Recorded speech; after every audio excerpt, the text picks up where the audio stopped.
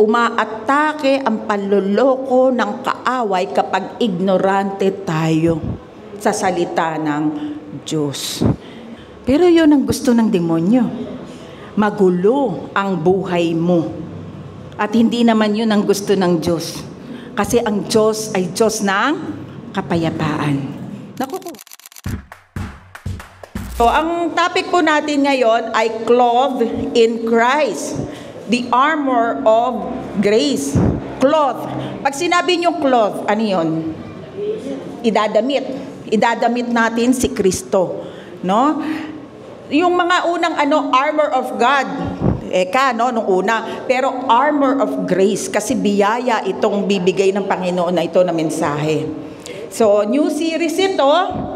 At nawa matapos natin ito ng punong-puno ng revelasyon sa ating puso at isipan. Ang ating teksto ngayong umaga na ito ay Ephesians chapter 6 verse 12. Samahan niyo po akong magbasa.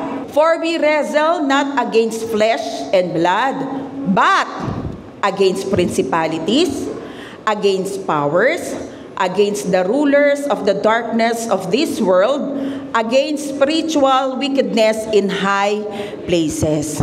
Yan ang teksto natin nito. We all know that the battle has been won by Jesus Christ. Nanalo na si Jesus Christ Amen ba yun? Amen. Sa krus ng Kalbaryo, pinanalo na tayo ng Diyos Pinanalo na tayo ni Kristo. Tapos na ang laban. We are fighting from victory of Christ. Lumalaban tayo kasi tagumpay na si Kristo. At dahil tagumpay na si Kristo, tagumpay na rin tayo. Amen? Kaya nga sabi rito sa quote na ito, Christ is seated far above all rule and authority, power and dominion. And we are seated with Him. This means we operate from a position of victory. Si Kristo, nasaan nakaposisyon? Above all authority, above all power, above all dominion. Lahat ng kapangyarihan sa mundo, above siya doon. Wala na, nandun siya sa pinaka-ibabaw. Ang kagandahan nun, lahat na nanampalataya kay Kristo, sino yun? 5 lang yata yun. Sino ang nanampalataya kay Kristo? Nakaupo ka rin kasama niya. Nakaposisyon ka kasama niya. Biyaya ba yun? Yes, pagpapala yun. Isipin mo, kahit nandito tayo, pero spiritually nakaposisyon tayo kasama ni Kristo. Amen ba? Amen. Sa verse na ito, Hebrews chapter 2 verse 14, ang sabi, because God's children are human beings. Are we human beings? Tao ba tayo? Yes. Okay. Because of God's children are human beings made of flesh and blood, the Son. Sino yung Son? Si Jesus Christ. The Son also became flesh and blood, for only as human being could He die, and only by dying could He break the power of the devil who had the power of death. Sino yung may power ng death? Sino yung may kapangyarihan sa kamatayan? Devil, di ba? Ang nagbigay, death, kamatayan. Sino ba ang pumapatay? Ang Diyos ba? Hindi, ang devil. Kaya, si Satanas ang pumapatay. Siya yung nagdi-destroy sa human beings. Di ba nga kinuha niya yung authority natin dito sa mundo? Sa Garden of Eden, niloko niya si Adam and Eve. Kaya naibigay ni Adam at Eve yung authority kay Satanas. Kaya siya ang prince of the world. Ito, prince ng mundo. Amen? Naiintindihan po ba natin? Kaya nakikita nyo, puro chaos, puro gulo ang mundo. Kasi yan ang gusto ni Satanas. Totoo na sa krus, natalo na ni Jesucristo ang demonyo. Talo na siya. Wala na siyang authority, wala na siyang kapangyarihan. At sa lahat ng nanampalataya kay Jesucristo, ibinigay na sa atin yung authority na yun. Ibinalik na sa atin. Pero si Satan still exists. Nandiyan pa rin si Satan. Alam niyo kung paano lang siya makapanloloko sa atin? kapag ka-ignorante tayo sa salita ng Diyos. Maloloko niya tayo. At isa pa, kung hahayaan mo na lokohin ka ni Satanas, hahayaan mo sa sarili mo, makikiko-operate ka sa kanya, doon ka aatakihin ni Satanas. Gusto niyo ba yun? Di ba hindi? Kaya tayo bilang Kristiyano, nagbabasa ng salita ng Diyos para hindi tayo ignorante, para hindi tayo napaglalalangan ng demonyo. Amen ba? Amen. Ang sabi diyan, naging human din si Jesus Christ. Bakit siya naging human? Kasi Diyos siya. Hindi siya pwedeng mamatay. Kaya siya ay nagkatawang tao. Ginamit lang niya ang tao para siya ay makapasok sa mundo natin. Uulitin ko itong teaching na to ha. May dugong tao pala yan eh. Remember na si Mary ay naglihi sa pamamagitan ng banal na Espiritu. At sa loob ng tiyan ni Mary, hindi nagbigay si Mary ng dugo. Si Jesus Christ gumawa ng sarili niyang dugo. Scientifically proven na yan sa science na ang bata ang gumagawa ng sarili niyang dugo. Kaya si Jesus Christ walang kasalanan. Kasi lahat ng pinapanganak dahil tayo'y galing kay Adam at Eve, lahat nagkasala. May sinful nature. Kaya lang si Jesus Christ walang sinful nature kasi walang bahid ng dugo ng tao si Jesus Christ. Kaya siya ay 100% man, 100% God. Walang kasalanan. At hindi rin nagkasala. Amen ba? Amen. Kaya kailangan malaman natin ang buong katotohanan. Sabi nga sa John 8:32, then you will know the truth, and the truth will set you free. Sino ba ang truth?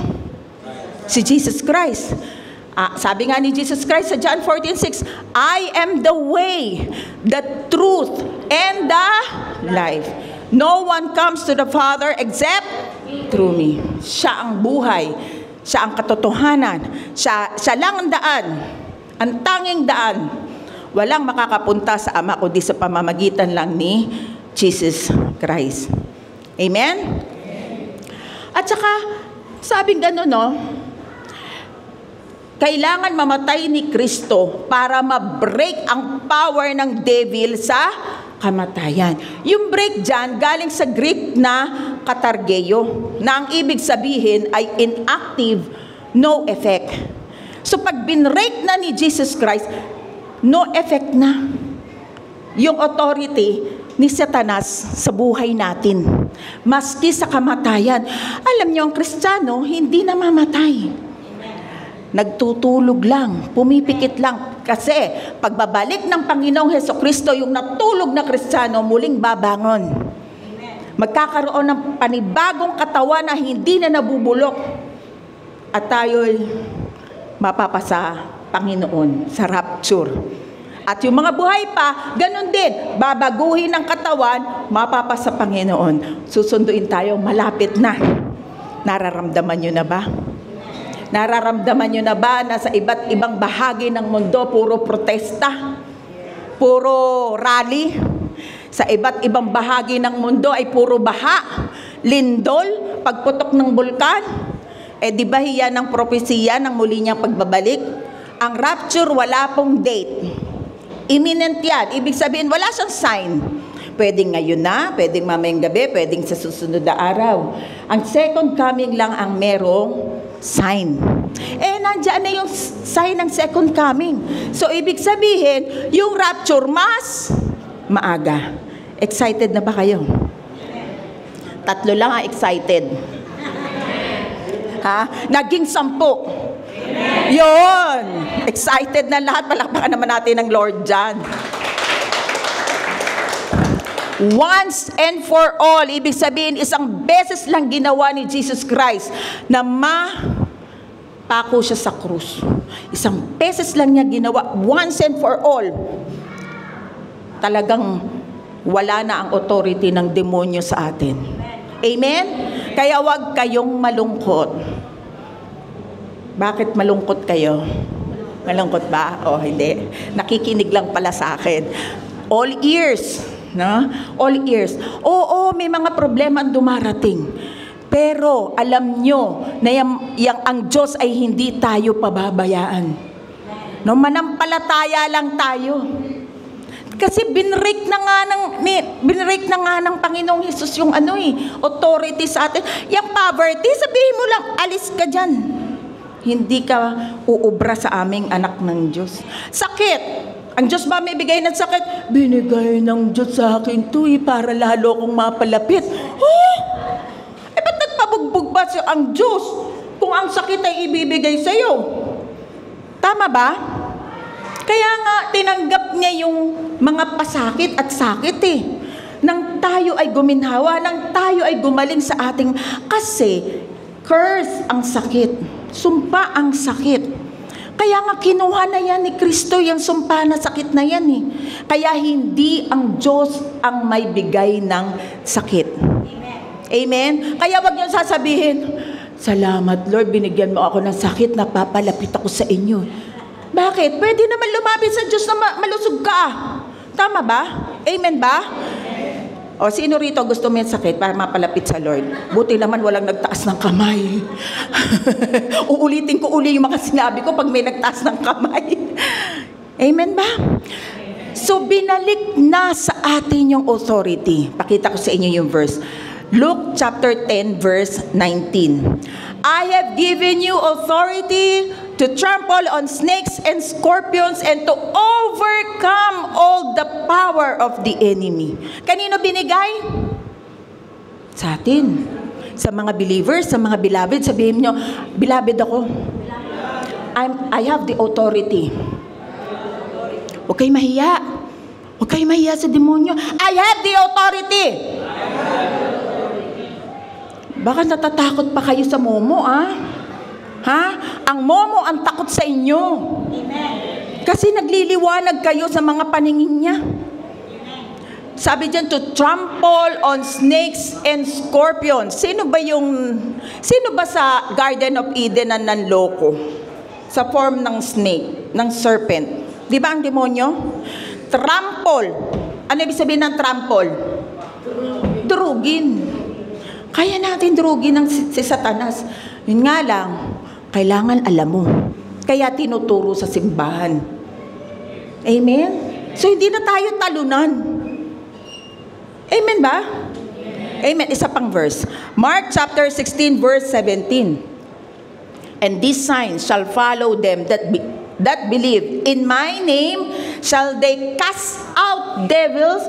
They shall speak with new tongues. Ano ba yung cast out? Ekbalyo sa Greek. Ang ibig sabihin, to expel, to throw out. Paalisin mo si Satanas. Tapon mo, palayasin mo. Amen? Pag marami kaming alagang pusa. May mga aso din kami. Pag nagkakasakit, sasabihin ko sa anak ko, "Lika anak, mag-cast out tayo ng espiritu ng sakit. Hindi pwede sa bahay natin to.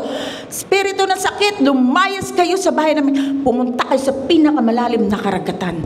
Huwag niyong sabihin pumunta sa kapitbahay. Masama yun." Huwag naman sa kapitbahay. Papuntahin niyo sa pinakamalalim na karagatan. Amen? 1 John chapter 5:18. We know that whoever is born of God does not sin, but he who has been born of God keeps himself, and the wicked one does not touch him. Sabi dyan, hindi na daw nagkakasala ang born again. Bakit kanina lang nagkasala ako? Kanina lang talaga. Nangurot ako Dun, nagmamarites yung kapitbahay Sinampal ko kaya, magkasala ako. Bakit dyan sinasabi yung born of God does not sin? Paliwanag ko. Kasi marami rito nalilito. Sa 1 Thessalonians 5:23, ang tao, tayo, composed of spirit, soul, and body. Parang ano yan Trinity. Father, Son, and the Holy Spirit. Di ba nilikha tayong kawangis ng Panginoon? We have spirit, has a soul, we live in the body. Alin ba ang na-born again sa atin? Sa tatlong yan, ano ang na-born again? Spirit. Ano ang sumasamba sa Panginoon? Spirit. Kasi ang Diyos ay espiritu. Kaya sinasamba lang siya sa espiritu at katotohanan. Ngayon, saan nagkakasala ang tao? Sa soul part. Dahil sa soul part, nandoon ang mind, nandoon ang emotion, nandoon ang will. Lalo na pagka ang mind hindi nakakarinig ng salita ng Diyos, mali pala, hindi niya alam, ignorante. Kaya, mas maganda, nakikinig, nagbabasa. Kaya huwag kayong a-absent sa church. Kasi ito'y pagkakataon na matututo kayo sa salita ng Diyos. Ang Espiritu ay selyado yan na yan ng banal na Espiritu. Pagdating ng Panginoon, yung Espiritu kasama yung soul, aakyat sa langit, yung body, darating ang panahon, mag-glorify yan, mababago. Amen? Naiintindihan po ba? Amen. So, ang alin sa tatlo ang hindi na nagkakasala? Ang body ba? No. Ang soul ba? Ang spirit? Yes. Kaya 1/3 of us, 1/3 sa atin ay makadiyos na, banal na. 1/3. Kaya kailangan yung spirit sa pagbabasa natin at pag-aaral ng salita ng Diyos, i-impluwensyahan ngayon yung ating isipan. Yun yung soul. Nang hindi na tayo magkakasala pa. Amen. Maliwanag. Kaya umaatake ang panloloko ng kaaway kapag ignorante tayo sa salita ng Diyos. Nalulungkot ako. Bakit ka nalulungkot? Dapat ka masaya. Ang dami-daming gulo dito sa Pilipinas. Yung contractor dyan, muntik ako malaglag. Di ba? Nalulungkot ka. Ba't ka malulungkot? Alam mo, kasama mo ang Diyos. Hindi ka pababayaan. Pinaglalalangan ka ng demonyo, wala ka ng silbi. Sabi ng demonyo, sino may sabi sa'yo? Anak ako ng Diyos. Amen? Kaya nga pinapaalalahanan tayo sa 1 Peter chapter 5 verse 8, sabi diyan, be alert and sober mind. Alerto ka. Ayusin mo yung pag-iisip mo. Your enemy, sino enemy natin? Your enemy, the devil, prowls around like a roaring lion looking for someone to devour. Hanggahanap siya. Sino kaya rito ang pwede kong maloko? Dito ba sa Beloved may maloloko pa? Ha? May maloloko pa? Wala na. Kasi alam natin, pinanalo na tayo ni Kristo. Amen? Sabi be alert. Kailangan pinagpe-pray mo, Lord, give me wisdom. Give me discerning spirit. Ano ba yung discerning spirit? Minsan di ka makali. Parang, minsan, yung bang tipong, parang gusto ko isara yung pinto, parang may masamang loob na pupunta. Nakatatlong check ka na sa pinto, 3 check. Discerning spirit yun. Discerning spirit, kasi ayaw ng Diyos na mapapahama ka. Amen? Balikan natin yung verse. Ephesians chapter 6 verse 12. For we wrestle not against flesh and blood. Nakikipaglaban ba tayo sa tao? Kasi flesh and blood. Pag sinabing flesh and blood, tao. Nakikipaglaban tayo hindi sa mga tao. Saan tayo nakikipaglaban? Against principalities, against powers, against the rulers of the darkness of the world, against spiritual wickedness in high places. Ano ba yan, mga pastora? Ano ba yan, mga bababasa mo na yan, din mo namin naiintindihan yan. Kaya nga tayo nandito eh. Mostly, hindi na yan pinag-aaralan. Pero salamat sa Diyos, aaralin natin ngayon yan. Yung iba, ano na yan eh, nilalaktaw na yung susunod na dyan eh, yung armor of God eh. Pero pag-aralan natin, bakit natin kailangan pag-aralan? Kasi patuloy tayong lumalaban sa enemy, no? Kailangan nating malaman ano ba yung mga principalities na yan. Si Satanas, meron na yung kalalagyan eh. Nahulog yan mula sa heaven eh. Bakit? Nagrebelde yan eh. Sa Diyos, gusto niya maging angat pa siya kesa sa Diyos. So, tinanggal siya sa heaven. At darating ang panahon, pupunta siya, tatapon siya sa dagat-dagatang apoy, sa lake of fire. At dahil nagwawala siya, nakita niya mahal ng Diyos tayong mga naniwala kay Kristo. Kaya ginugulo niya ang utak natin. Hindi na ang espiritu. Kasi selyado na yan ang banal na espiritu eh. Ginugulo ka na lang sa utak, sa brains nyo, sa soul part, maski sa emotion ninyo. Kaya pag-aaralan natin kung ano yan, mga yan. Alam nyo pa, di ba, pagkalalaban sa sports si Pacquiao, akala mo ba bigla na lang lalaban yan? Hindi. Titignan niya sinong kalaban niya. Alam ba, ang malakas na kamay na itong kalaban ko. Kaliwete pala siya. Kailangan pala medyo iiwas ako pag kaliwa, pag kanan, ganito. Pinag-aaralan nila kung paano lalabanan yung kalaban nila. Ganon din sa basketball. Sino ba rito yung magaling mag-shoot? Ito ang dapat bantayan. Kaya pag-aralan din natin, ano ba yung mga sinabi na yan na may tuldok na yan? Di ba? Ready na ba kayo? Hey. Ephesians chapter 6 verse 12. Una natin pag-aaralan. For we wrestle not against flesh and blood, but against principalities. Ano ba yung principalities? Sa Greek, ang principalities ay archai. Buti na lang may R. Hindi apelido namin. Di nakuha. No, may R. Pag wala yung R, naku, mukhang apelido na namin yan. Archai means high-ranking spiritual rulers, often territorial spirits that influence nations, regions, and ideologies. Alam nyo, may ranking din pala ang mga demonyo. Meron silang mga leader. Kasi kailangan talaga ng leader eh, di ba? Katulad dito, may president tayo, may vice president, di ba? Yan, yung archai, high-ranking official yan ng mga demonyo. Gulat kayo, no? May ganun pala sa demonyo, may ganun din pala. No? Gaya-gaya yun eh, puto maya.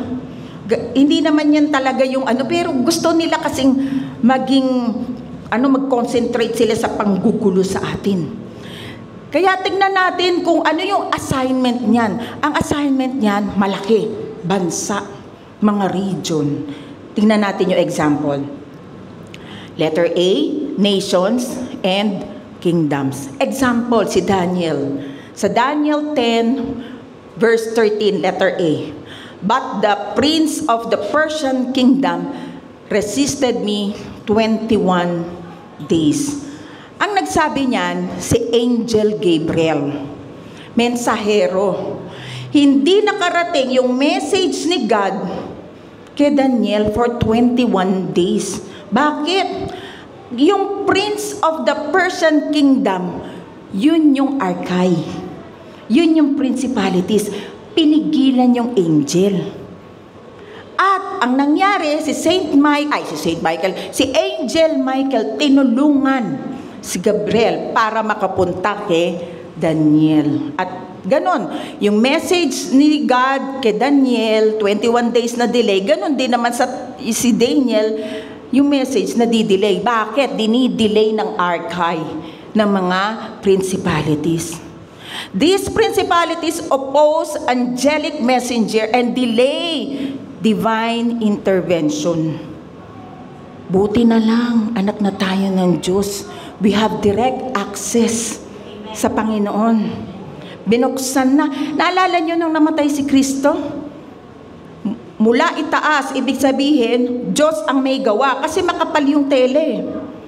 Walang makakasira nun, makapal. Mula sa taas, Diyos ang naghati. Kaya makakapasok na tayo sa dakong kabanal-banalan. We have direct access. Hindi kagaya noon, no? Hindi pa, nadidelay. Di ba napakabuti ng Panginoon?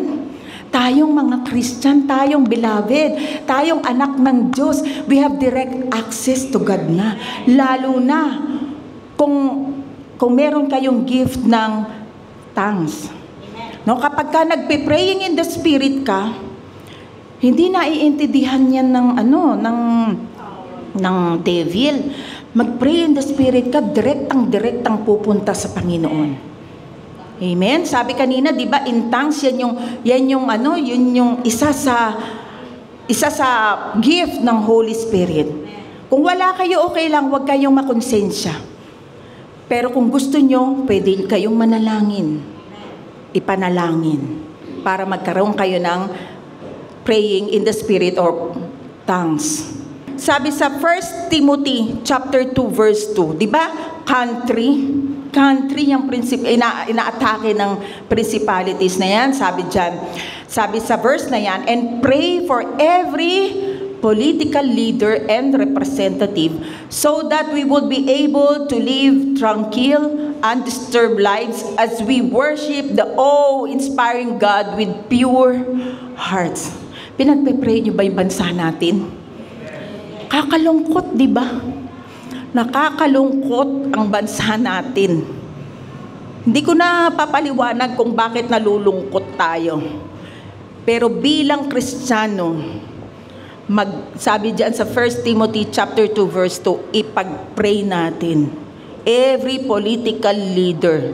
Kasi ayan, kapag nangurap sila, sino ang kawawa? Tayo. Sabi nga ng iba, ang hirap naman maging Pilipino. Mahirap talaga. Pati nga PhilHealth napunta sa napunta sa paggawa ng mga bridges na dapat sa tao yun na may mga sakit. Namamatay na lang ng ganun-ganun lang. Kinukurap. Hindi na ako magtatagal doon. Ipanalangin na lang natin ang ating bayan. Amen ba? Isama nyo lagi sa panalangin ng ating mahal na bayan. Kung ano yung pinaglaban ng mga heroes natin, tayo lalaban sa panalangin. Amen? Amen? Now, ano pa mga iniimpluwensyahan? Letter B, regions and territories. Mark chapter 5 verse 9 to 10. Ito, isang tao ito tinanong ni Jesus, sino ka? My name is Legion, batalyon. Sabihin, maraming demonyo sa loob ng tao. For we are many, and they beg him not to send them out of the region. Ano yung region? Yung tao na yan, yung inaalihan ng masamang espiritu na possess, yung sa sementeryo siya walang makalapit doon sa libingan.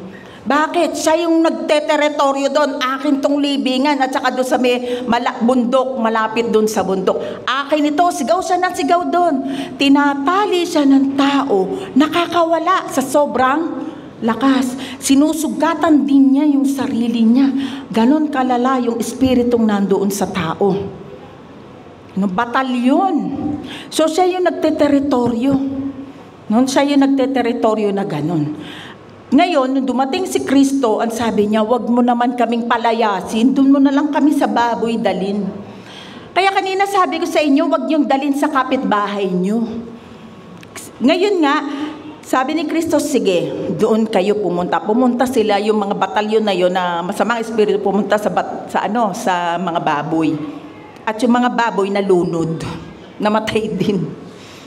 Nakukuha. So, nagteteritoryo yan. Laging nagteteritoryo. Kaya sa bahay nyo, lakad kayo. I pray for this house. Lakad kayo. Pag-pray nyo yung buong bahay nyo. Pag-pray nyo yung mga anak nyo. Pag-pray nyo yung asawa nyo. Pag-pray nyo yung sarili nyo. Di ba? Kasi, papasok hindi sa spirit natin uli kasi ligtas na tayo Ang tunay na ligtas, hindi na mawawala ang kaligtasan. Kasi yung spirit, selyado na yan ang banal na spirito. Bakit tayo nagugulo? Kasi yung isip natin, hindi natin nire-renew. Hindi natin binabago. Amen? So, babaguhin natin ang ating isip. Ngayon, ano pa yung ibang teritoryohan ng masamang demonyo? Letter C, ideologies and cultural system. 2 Corinthians chapter 4 verse 4. The God of this age. Sino ba yung God of this age? Demonyo uli. The God of this age has blinded the minds of unbelievers so that they cannot see the light of the gospel that displays the glory of Christ who is the image of God. Hindi talaga papayag ang demonyo na makakilala ang tao. Ang gagawin niya, magdahilan ka. Ikaw naman, hali kayo. Sasabihin naman niya dun sa mga unbeliever, magdahilan ka, matulog ka, gumawa ka ng mga paraan para hindi ka makasama. Bulong-bulong yan. Di mo nakikita, pero gagamitin niya ang tenga mo. Nakukuha? Kaya, yung unbeliever naman, ayaw ng ayaw. Pag naman na-invite mo, ay, tapos na ba? Oo, tapos na pala. Di ba? Lumalambitin kaya dito yan. Hanggang sa, pag naglambitin natulog ka na pala. Hindi mo narinig yung magandang balita. Amen ba? Wala naman natutulog, lahat alive. Amen? Alive. Alam nyo, pasalamatan nyo kung sino yung nangulit sa inyo. Dahil nandito kayo. Ako, nagpapasalamat ako, kaya lang, nandun na sila sa Lord No? Tayo. Kung ikaw ay tunay na ligtas, talagang hindi mo ma-contain yung saya mo na i-share sa iba. Diba?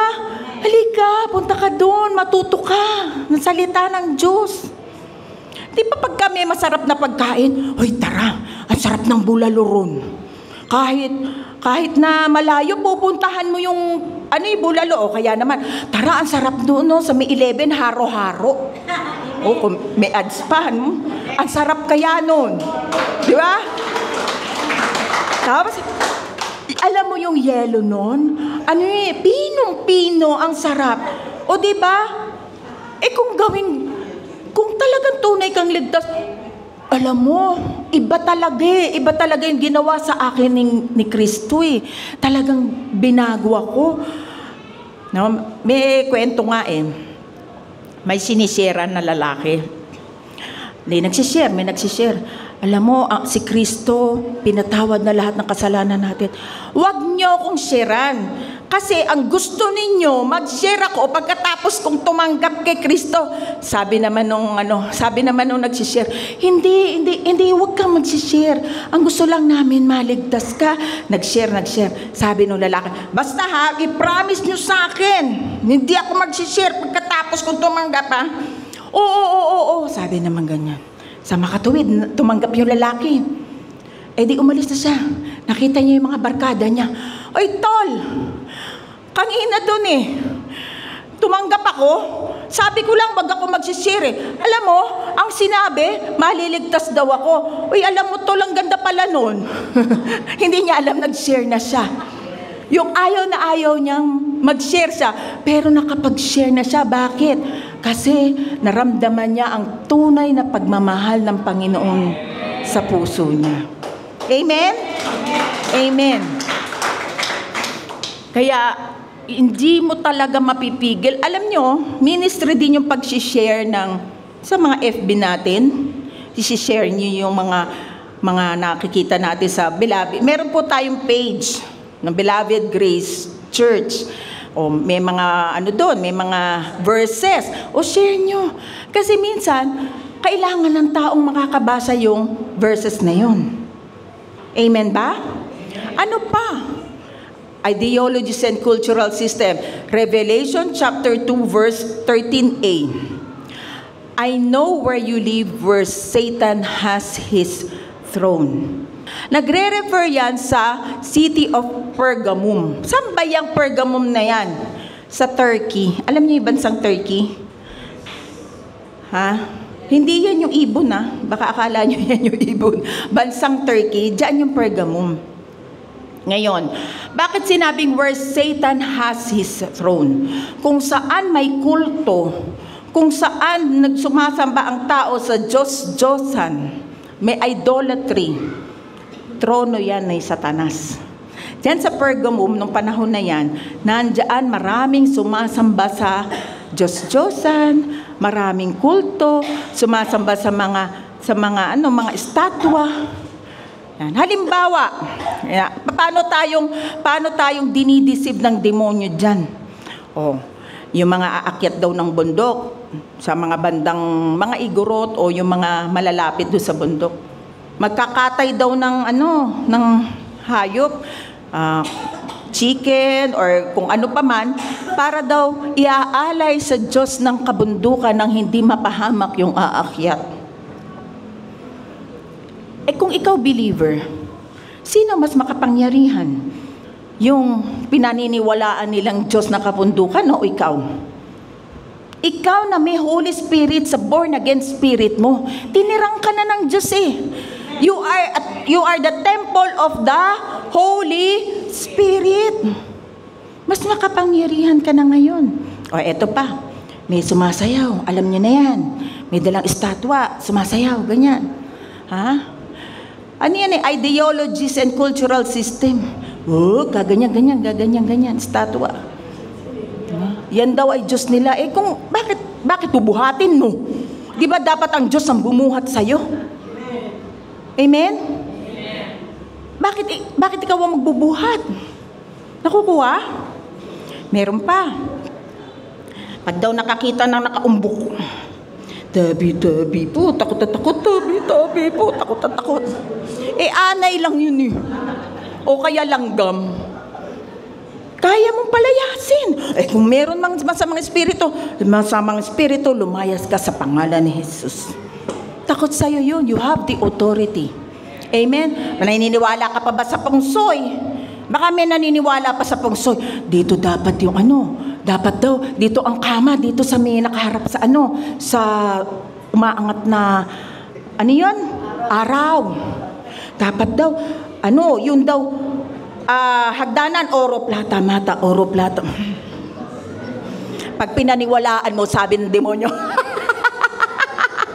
naloko ko. Ang blessing galing sa Diyos. Ang pagpapala galing sa Diyos, hindi sa demonyo. Lolokohin at lolokohin ka lang ng demonyo. Amen? Baka may naniniwala pa dyan sa faith healer at albularyo. Hindi ko magaling sa doktor eh. Punta na lang ako sa faith healer, punta na lang ako sa albularyo. Lalong dadagdagan yan, mangkukulam yun eh. Dadagdagan niya pinagaling ka sa isang sakit, dadagdagan ka pa ng isang sakit. Para lang, alam mo na, give me money. At saka lalo ayon doon sa isang mangkukulam. Kasi meron yan sa 700 Club yung mga ini-interview. Pag daw nakapatay sila ng isang nakulam, lumalakas yung kapangyarihan nila. Yun. Narinig ko lang naman sa interview yun sa 700 Club. Diba? Kanino kayo pupunta kapag kayo'y may sakit? Mag-communion kayo. Kasi pwedeng mamatay si Kristo na namatay lang eh. Dahil kung ililigtas lang niya tayo, kung buhay lang, kung blood lang, patay lang. Hindi, nagpabugbog siya. Bakit siya nagpabugbog? Nang tayo ay gumaling. 1 Peter 2:24, by His stripes, you were healed. Magaling ka na. Amen? Naniniwala ako dyan.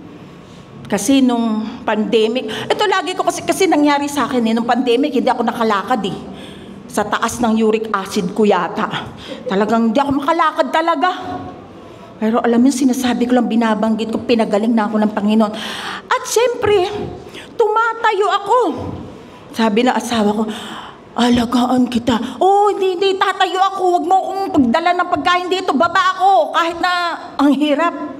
Kasi nananampalataya ko, hindi po pwede nire-reject ko itong binigay ni Satanas na ito. Amen? Kung saan kayo maniniwala? Sa Diyos na nagligtas sa inyo o sa panloloko ng demonyo? Tanungin niyo yan sa sarili niyo. Naniniwala pa kayo sa iba? Di na. Pinanalo na tayo ni Kristo. Amen. Kaya palakpakan natin ng Lord. Thank you, Lord. So, tapos na tayo sa principalities. Ngayon naman, pupunta tayo sa against powers. For we wrestle not against flesh and blood, but against powers. Second in rank. Highest ranking yung isa kanina. So, classification of demonic influence. Yung power sa Greek ay exousiai. Exousiai means delegated authorities enforce demonic agendas in specific domains. Ito yung mga umaatake sa pamilya, umaatake sa mga community, mga magkakapitbahay, basta yung merong group. Tignan natin, mahalaga kasi ang unit talaga ng society ay ang family.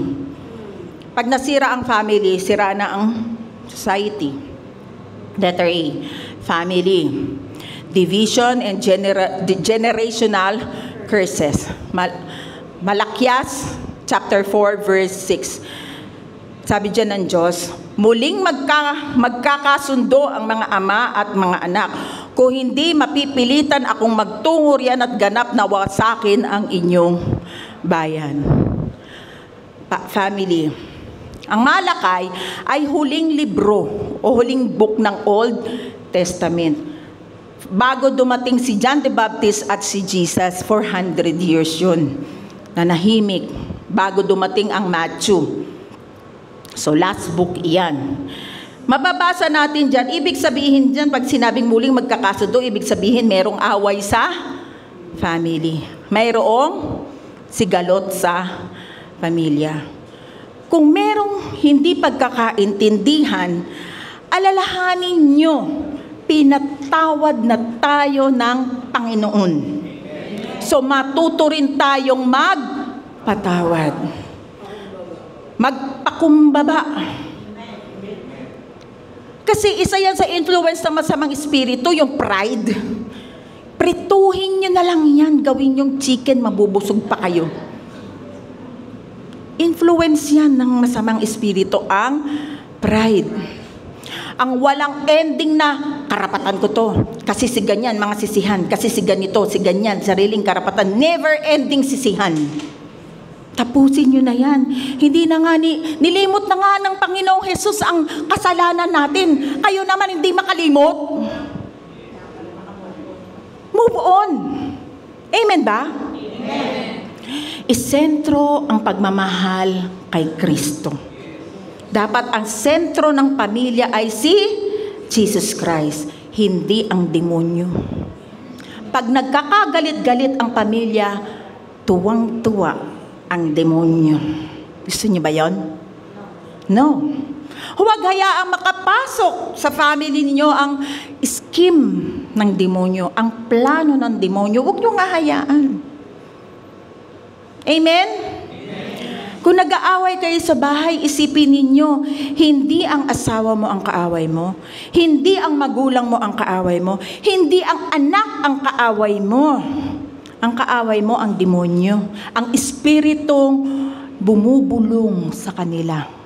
May bumubulong dyan eh.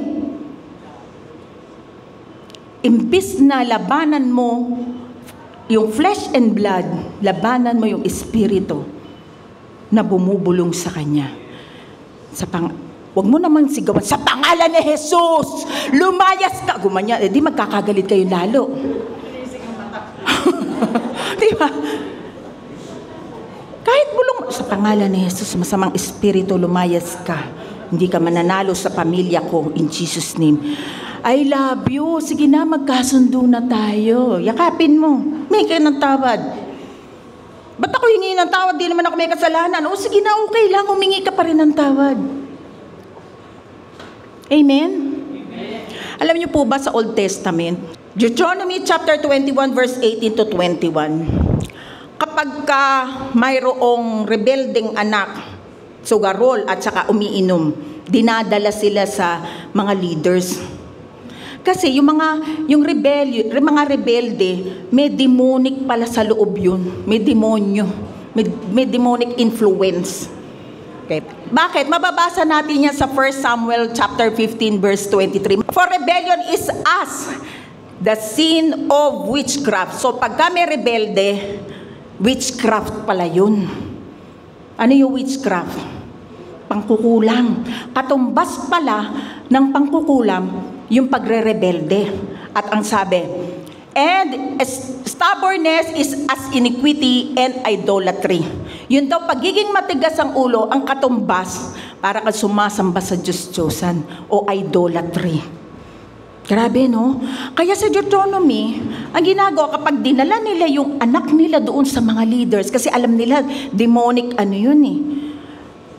Isinumbong, alam nyo, babatuhin yung bata, babatuhin yung anak nila hanggang mamatay kasi ipipurge yung evil.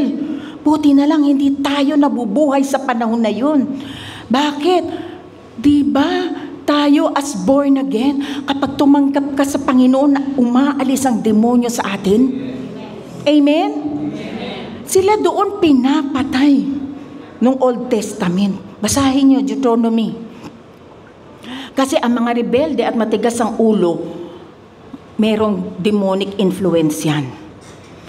Gustong-gusto ng demonyo yan. Family and generational curses. Si God is love. Magmahalan tayo. Lalo na ang kapamilya natin, mahalin natin. Amen? Next, letter B, media and entertainment. Normalization of sin. Isaiah chapter 5 verse 20. What sorrow for those who say that evil is good and good is evil. That dark is light and light is dark. That bitter is sweet and sweet is bitter. Binabaliktad. Ay, uso na. Uso na yung yung ganito. New norm na yan eh. Uso na yung ganyan na yan. Yung babae sa babae, lalaki sa lalaki, new norm na yan eh. Tinatanggap na ngayon yan eh. Ano sabi dyan? Evil is good and good is evil. Diba? Iniimpluwensyahan, binabago. Kaya nga nung panahon ng sa Sodom and Gomorrah, maraming bakla, ayokong sabihin yun. Marami nakikipagrelasyon sa babae, lalaki sa lalaki. Pero dahil sa Panginoong Hesukristo, share natin ang mga yon, mahal natin sila. Amen? Mabigat, pero yun ang katotohanan sa Biblia. Yung bang iba-iba yung mga sikat na artista. Mamaya, ito yung kanilang collab team. Iba na naman, after a month, iba na naman. Ha? Kung 10 yung naka-love team, 10 ang anak. Nagiging normal. Pero yun ang gusto ng demonyo. Magulo ang buhay mo. At hindi naman yun ang gusto ng Diyos. Kasi ang Diyos ay Diyos ng kapayapaan. Nakukuha? Okay, paano sa media? Paano ka impluwensyahan ng media? Alam niyo, ipaulit-ulit na nire-replay yung ads.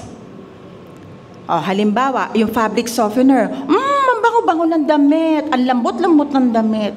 Ikaw naman lagi nanonood. Subukan ko nga yan. Mabango yata yan yung fabric softener na yan. Ay, oo nga. Ang lambot-lambot. Nung araw, wala naman yun Naglalaba ako Almirol, meron. Pero pwede rin walang almirol, di ba? Basta't sabon, banlawan mo, tapos sampay mo. Ngayon, hindi makumpleto yung paglalaba mo kapag walang fabric softener. Tama? Pero alam nyo ba, Pwede kayong magkasakit doon? Bakit? Kasi hindi mo na binabanlawan, chemical yun Didikit sa katawan mo. Mapapawisan ka po, mabubuksan yung pores ng skin mo. Lagot ako sa may mga nagtitinda ng public softener. Pagpasok niyan, papasok yan sa pores mo, yung hormones mo, mayroong disruption. No, pwedeng magkaroon ka ng sakit. Sa totoo lang, di na kami nagpa-public softener. Nag-commercial pa Piliin natin yung mga panunuorin natin. Piliin natin yung pakikinggan natin. Hindi masamang makinig ng music yung hindi, pero mas maganda kasi, talagang music na for the Lord. Pero di ba, hindi nyo naman maiwasan, may magandang music. Piliin nyo yung lyrics. Kasi minsan yung lyrics, ang sama Minsan, papasok yan sa utak mo, di ba may LSS? Alam niyo yung LSS syndrome? Ano ba yun? Last song syndrome. Yung paulit-ulit sa utak mo.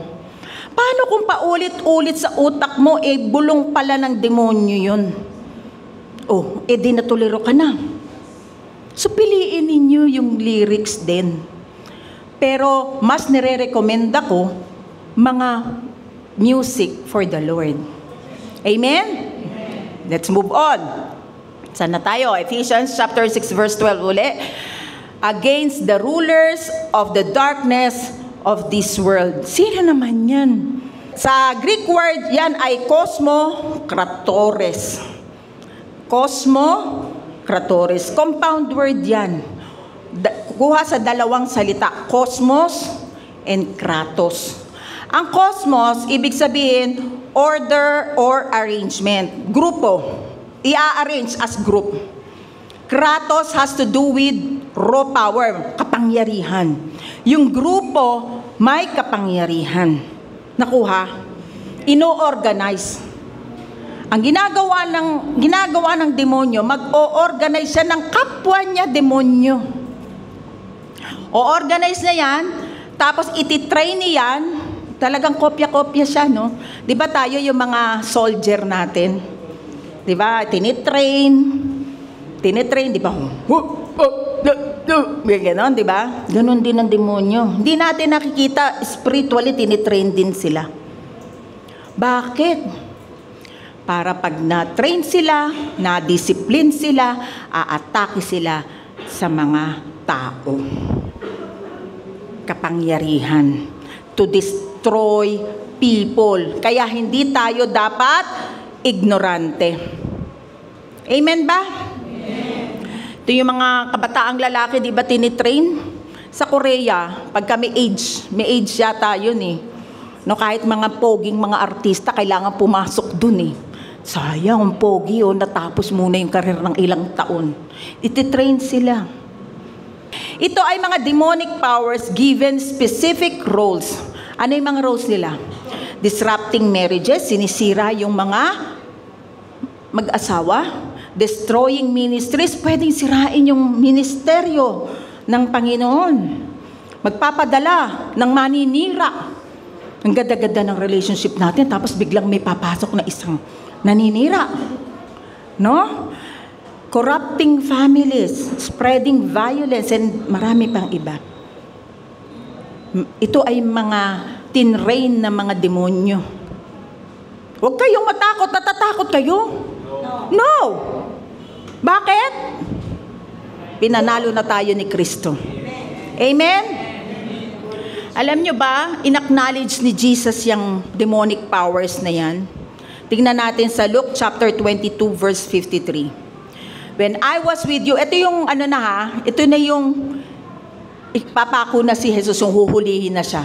In-acknowledge na merong demonic powers. Sabi ganyan, when I was with you, day after day in the temple, you did not lay hands on me. But this is your hour and the power of darkness. So, in-acknowledge ni Jesus na talagang merong demonyo. Akala nung demonyo, mananalo siya. Mapapatay ko na itong si Jesus. Ako pa rin ang wagi. Nagkamali siya. Dahil pagkatapos mailibing ng Panginoong Hesus, 3 araw siya'y nabuhay na maguli. Amen? Nanalo ang ating Panginoong Hesukristo. So nagkamali ang demonyo. Panalo tayo. Amen? Next. For we wrestle not against flesh and blood, but against spiritual wickedness in high places. Karugtong lang naman ito nung number 3. Ang Greek niyan ay pneumatike poneria. Pneumatike poneria. Evil spirits operating in the heavenly realms execute orders through temptation. Ito yung nagtetempt sa inyo. Oppression, ino-oppress ka, ini-stress ka, minamanipula ka, manipulation. Sila yung mga espiritu na yun. Ephesians chapter 2 verse 1 to 2. As for you, you were dead in your transgression and sins, in which you used to live when you followed the ways of this world, and of the ruler of the kingdom of the air, the spirit who is now at work in those who are disobedient. Nung hindi pa tayo nakakakilala sa Panginoong Hesukristo, yan ang sinusunod natin, ruler of the kingdom of the air. Kasi may sinful nature pa yung wala pa kay Kristo. Tayo, wala na. Lahat ng kumilala sa Panginoong Hesukristo ay bago ng nilalang. Wala na yung sinful nature, bago na tayong nilalang. Bago na, as in bago na. Ba't nagkakasala pa uli? Kasi hindi nagre-renew ng mind. Kasi ignorante sa salita ng Diyos. Pero sa kanyang espiritu, siya'y bago na. Kaya nga, born again. Hindi religion, ito ay experience. Bago ka na.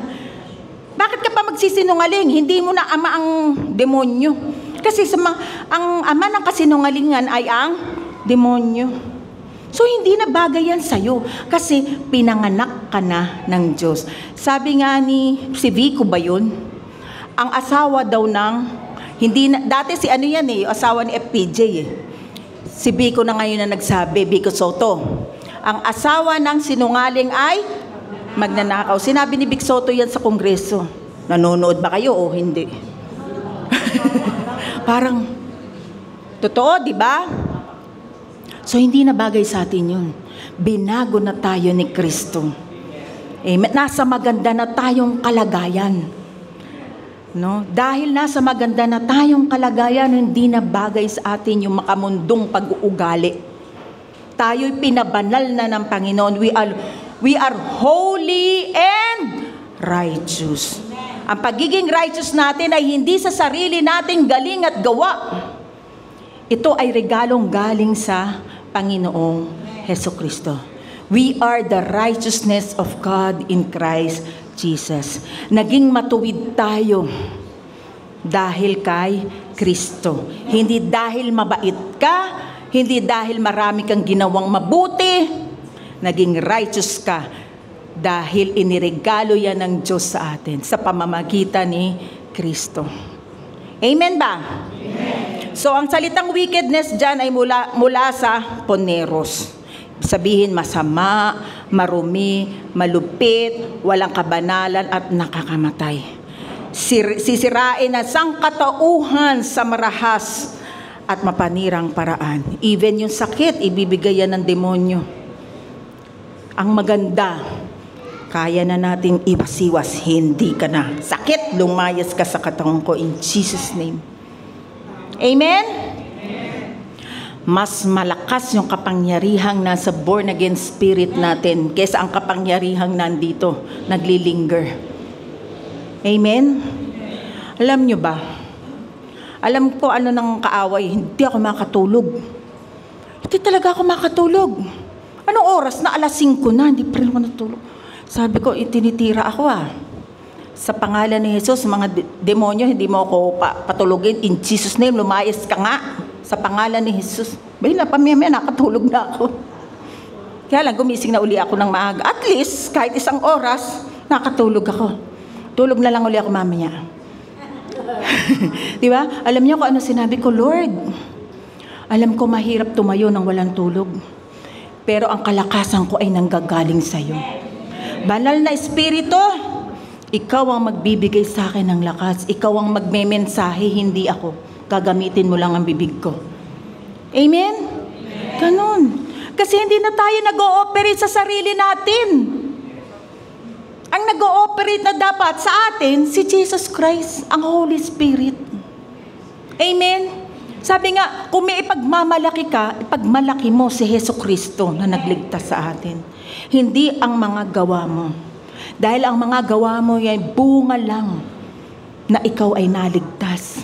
Bunga ng biyaya ng Panginoon sa iyo. Kaya ka nagiging mabuti. Kasi mabuti ang Diyos. Amen? Alam nyo, minsan ang kulang sa atin, disiplina at kaayusan. Tama ba? Minsan wala tayong disiplina eh. Sa pagkain lang, walang disiplina eh. Bawal yan. Kunti lang. Toxic day. Aray ko. Aray ko. Diba? Alalahanin nyo, army of God na tayo. Sundalo na tayo ni Kristo. At ang training center natin, ang eskwelahan natin ay ang church. Hindi nyo naman ito maririnig kung saan-saan lang, tama? Kaya ang church, ang training center natin. At tayo'y mga sundalo ng Diyos. Dinidisiplina tayo, tinuturuan tayo, para pag na-deploy tayo outside, hindi na tayo kayang gapiin ng kaaway. Amen? Being organized and disciplined includes living a holy and consecrated life.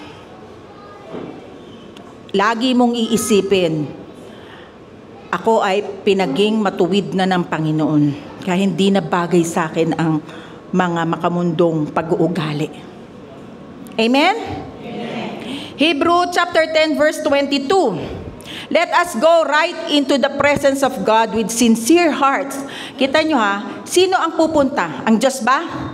Nagpunta na sa atin ang Diyos eh. Tumira na nga sa atin. Kaya tayo naman, let us go. Tayo naman ang pupunta sa presence ni God with sincere hearts, fully trusting Him. For our guilty, evil consciences have been sprinkled with Christ's blood to make us clean, and our bodies have been washed with pure water. Yung konsensya natin, kung kinokonsensya ka, binura na yan ng Panginoong Hesukristo. Huwag ka na makonsensya. Pinatawad na ang kasalanan natin, past, present, and future. Hinugasan na ng banal na dugo ni Jesus. Amen? So, yung evil conscience na yan, tanggalin mo na yan. Galing yan sa demonyo pagka nakukonsensya ako. Nakukonsensya ako kasi ginawang ko siya ng mali. Konsensya ako kaya hindi ako makaharap. Alam mo, madali lang naman eh. Lumapit ka, sorry, pasensyahan mo na. Love na kita. Sorry talaga. Bati na tayo. De, wala na yung konsensyang na yan, ang evil conscience na yan, wala. Kasi nagkaroon ng kapatawaran eh. Pinamuhay mo yung gusto ng Panginoon. Magpatawad tayo sa isa at magmahalan. Amen? The enemy is fierce. Talagang gusto ng umabansi lagi. Hindi siya po pwedeng huminto kasi nalalapit na ang paghuhusga sa kanya. If we are careless, we become easy targets. Gusto niyo ba yon? Maging easy target kayo? But if we stay disciplined and walk in God's authority and Christ's victory, we will stand strong and overcome. Amen? So, tumayo lang tayo sa tinapos na gawa ni Hesukristo. Kung yung hindi mo kaya, makakaya mo. Kung saan ka mahina, palalakasin ka ng Panginoon. Amen? Ngayon, what are the spiritual weapons? Ano yung mga weapons we use to overcome this darkness? Ano ba yung mga kailangan nating mga sandata? Next week, huwag kayong mawawala para matutunan ninyo. Amen ba? At syempre, hindi naman tayo matatapos nang walang application o beloved walk. Number 1, live with spiritual discipline. Ano ba yung mga spiritual discipline? Don't forget to pray. Don't forget to listen to God's word or read His word. Yung mga spiritual discipline. And don't forget, niligtas ka na ng Panginoon. We stand from victory. Hindi na tayo talunan, pinanalo na tayo ni Jesus. Kung tinetem ka ng demonyo, mawalan ka ng pananampalataya sa Panginoon, spiritual discipline, hindi. Alam ko, tinulungan na ako ng Panginoon. Tinapos na ito ng Panginoong Jesus. Amen? Number 2, know your authority in Christ. Ngayon, alam niyo na yung authority niyo sa pagiging Kristiyano niyo? Amen. You have authority. And number 3, be trained and ready for battle. Tinitrain kayo ngayon sa simbahan. Ready for battle. Amen? Kesa naman, hindi ka na-train, magtatago ka na lang, taku-taku. Si Cory Aquino noon, nagtago daw sa bali-balita. Sa kama, hindi. Tayong Kristiyano, umaabanse. Dahil alam nating panalo na tayo kay Kristo. Amen? So ulitin natin yung beloved walk natin. Number 1, live with spiritual discipline. Number 2, know your authority in Christ. Number 3, be trained and ready for battle. And beloved thought, Christ is my victory. Isa pa, malakas. Christ is my victory. Amen. So, yumuko po tayo. At sa ngayon lang po nakarinig ng ganitong mga mensahe na mula sa Panginoon, sasamahan ko po kayong manalangin. Sundan nyo lang po ako sa panalangin na ito, naibukan nyo ang inyong bibig, lakasan nyo po. Panginoon, nalalaman ko po na ako'y isang makasalanan. Nangangailangan po ako ng tagapagligtas. At ikaw po yun, Panginoong Hesukristo. Salamat po sa krus ng Kalbaryo. Pinatawad niyo na po ang mga kasalanan ko. Kayo po'y namatay at muling nabuhay at siyang magbabalik uli sa tamang panahon. Salamat, Panginoon. Isinulat niyo na po ang pangalan ko sa aklat ng buhay. Tumayo na po ang lahat. Ako na po ang mananalangin. Taas po natin ang ating kamay. Ilagay po ninyo yung kamay ninyo kung saan meron pong masakit sa inyo. Dahil ang Diyos ay nagpapagaling. Sa pangalan ni Jesus, lahat ng sakit sa katawan mo, tumor, cancer, diabetes, high blood, mataas na bad cholesterol, rayuma, kahit anong sakit, sa pangalan ni Jesus, lumayas ka sa katawan ng kapatirang kong ito in Jesus' name.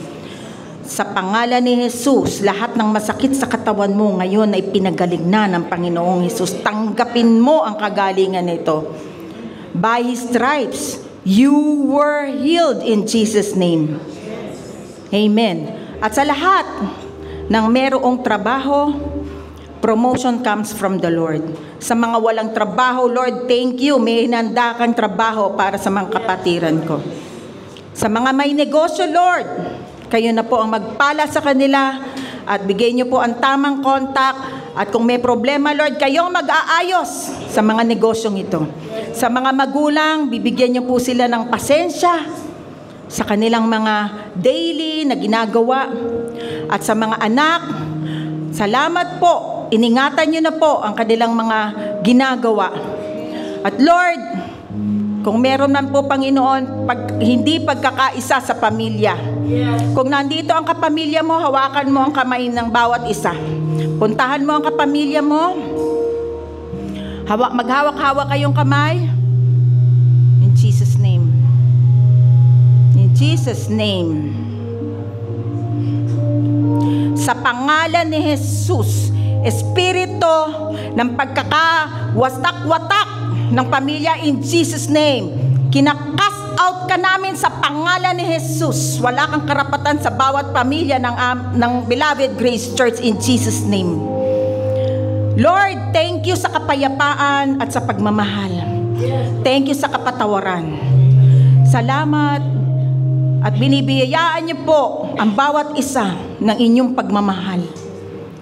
Kayo na po, Panginoon, ang siyang mag-iingat sa bawat isa. At hayaan niyo po ang inyong kalinawagan ay mag-manifest sa amin. Padala niyo po kami ng divine appointment, Lord, kung kanino po kami mag-share ng gospel. Nawa po, gamitin niyo po ang bawat isa para po marami pa po mga tao ang makakilala at maligtas. Salamat po sa inyo po lahat ng papuri at pagsamba sa pangalan ni Jesus.